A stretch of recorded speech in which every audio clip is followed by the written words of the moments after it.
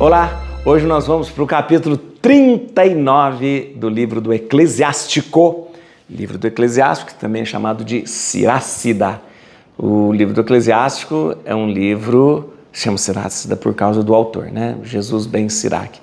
É um livro muito interessante, com bastante conteúdo histórico e também espiritual. É um livro que não está na Bíblia dos protestantes, porque os protestantes tiraram este livro e mais 6 livros, né, da Bíblia, mas é um livro riquíssimo. Ele foi escrito, né, no ano 180, 190 a.C. Então você imagina que é um livro muito próximo de Jesus, muito próximo da era cristã, né? Então isso é muito importante a gente considerar. E é muito importante a gente considerar que é um livro que traz uma defesa da fé, né, em meio a uma dominação helênica muito forte, com cultura, né, com a cultura grega, com a religião grega, com a filosofia grega, e você vê ali um livro que tenta manter a sua fé numa só lei, num só Deus, nos profetas, em tudo aquilo que foi revelado. Então, um livro muito importante para a nossa fé. Vamos lembrar o seguinte, esse capítulo 39, ele tem 2 momentos significativos. Primeiro, que fala do escriba, do sábio. Quando fala do escriba, a gente está falando do sábio. Primeiro falando do sábio e depois um elogio a Deus e às suas obras. É importante lembrar como é que nós terminamos o capítulo 38, lembra? O capítulo 38 nós terminamos fazendo um certo elogio ao escriba, ao sábio, e diminuindo a questão dos trabalhadores braçais. Logo quando a gente termina o capítulo 38, a gente vai vendo uma enumeração de feitos das pessoas, dos trabalhadores que lidam mais com as coisas mais braçais. Então, o que o texto falava? O texto falava, o escriba, o sábio, ele precisa de tempo, então ele não pode ficar se metendo com coisas braçais. O trabalhador braçal, ele está numa categoria mais baixa do que o sábio, mas eles são importantes para que uma sociedade funcione. Agora começa a falar do sábio, do escriba, e mostrando a sua autoridade moral e até a sua autoridade social, né? Olhando para o escriba como alguém que está acima na sociedade. Até o versículo 15 vai falar sobre o escriba, sobre o sábio. A partir do versículo 16, nós vamos falar sobre um grande elogio a Deus e às suas obras. Vamos ler? Dá um like no vídeo, se inscreve no canal, compartilha para todo mundo que nós estamos fazendo essa caminhada com a palavra de Deus. Bíblia na mão, Espírito Santo no coração. Vamos lá. Então, no primeiro momento, falando sobre o sábio, sobre o escriba, tá bom? Depois falando sobre as obras de Deus. Vamos lá. O sábio procura cuidadosamente a sabedoria de todos os antigos e aplica-se ao estudo dos profetas. Guarda no coração as narrativas dos homens célebres e penetra ao mesmo tempo nos mistérios das máximas. Penetra no segredo dos provérbios e vive com o sentido oculto das parábolas. Exerce o seu cargo no meio dos poderosos e comparece perante aqueles que governam. Viaja pela terra de povos estrangeiros para reconhecer o que há do bem e do mal entre os homens.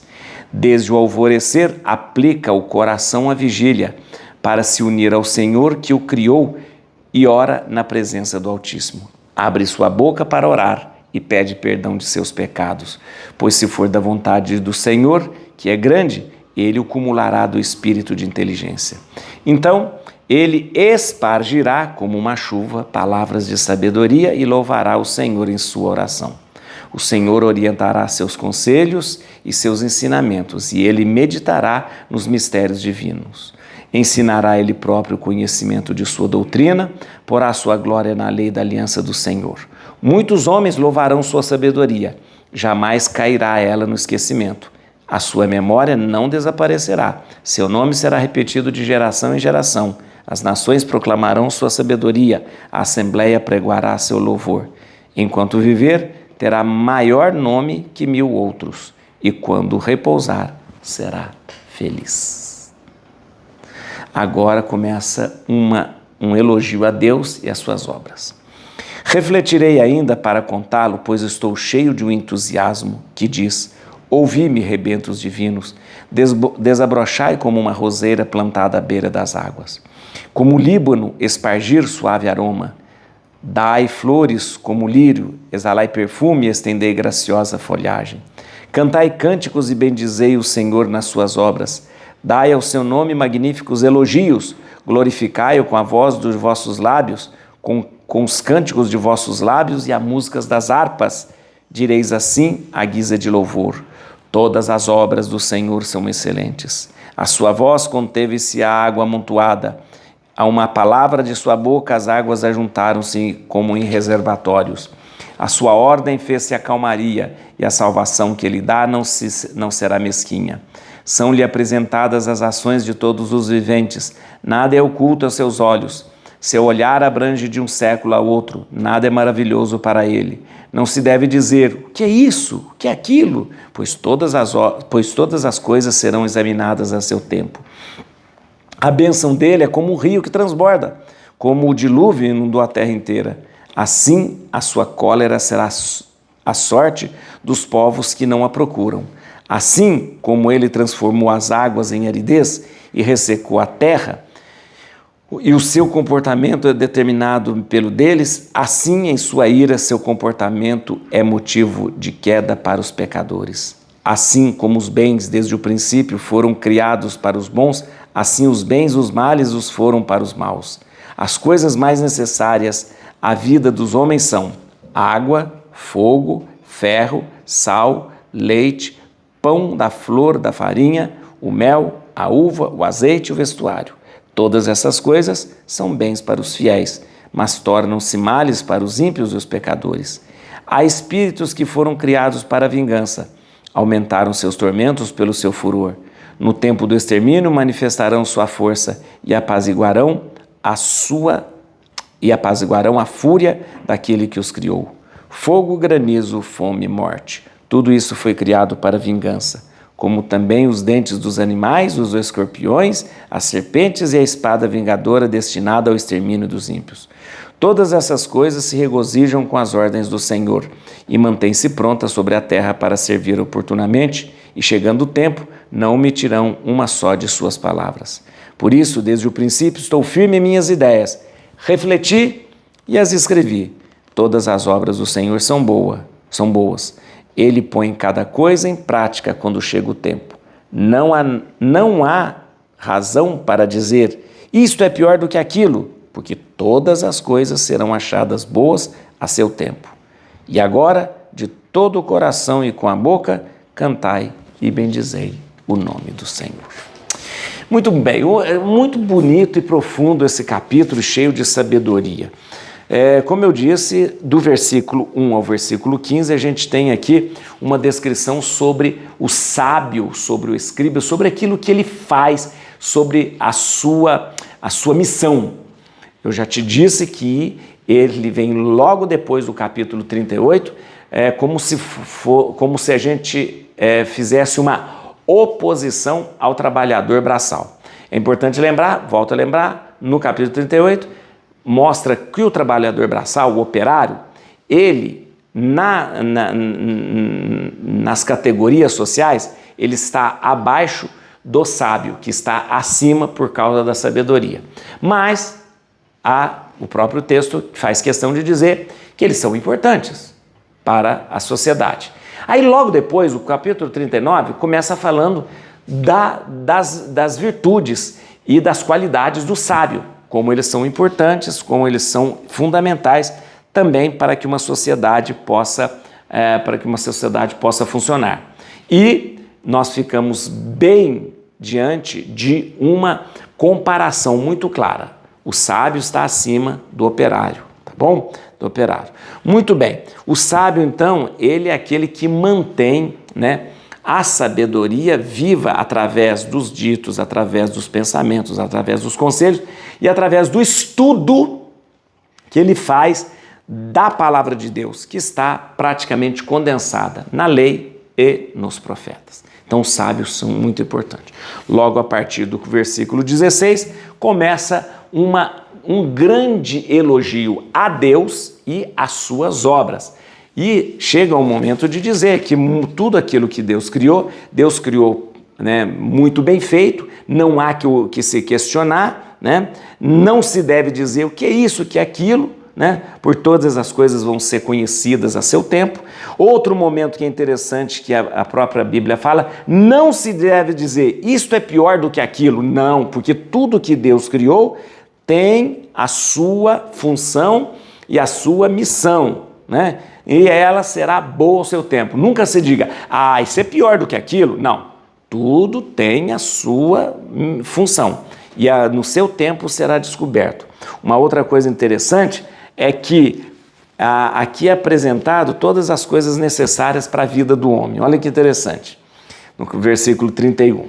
Olha, por que isso é necessário para a vida do homem? A água, o homem não pode viver sem água. O fogo para proteção, para aquecer e para cozinhar. O ferro para que ele possa plantar e fazer as ferramentas. O sal, para que ele possa conservar o seu alimento e para que ele possa cozinhar. O leite, né, que ele traz, né, como alimento. O pão da flor da farinha, ou seja, o pão.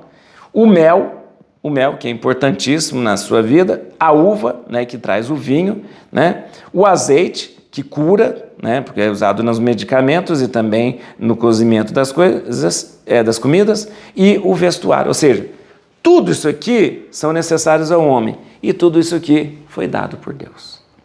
Então, se você analisar cada coisa, gente, a água veio de onde? Da natureza. O fogo veio de onde? Da natureza. O ferro veio de onde? Da natureza. O sal veio de onde? Da natureza. O pão veio de onde? A uva veio de onde? O azeite veio de onde? O vestuário veio de onde? Da roupa que você tece a partir do algodão, do linho e tal. Então, você para e fala, tudo veio de Deus? Tudo veio de Deus. Tudo Deus dispôs.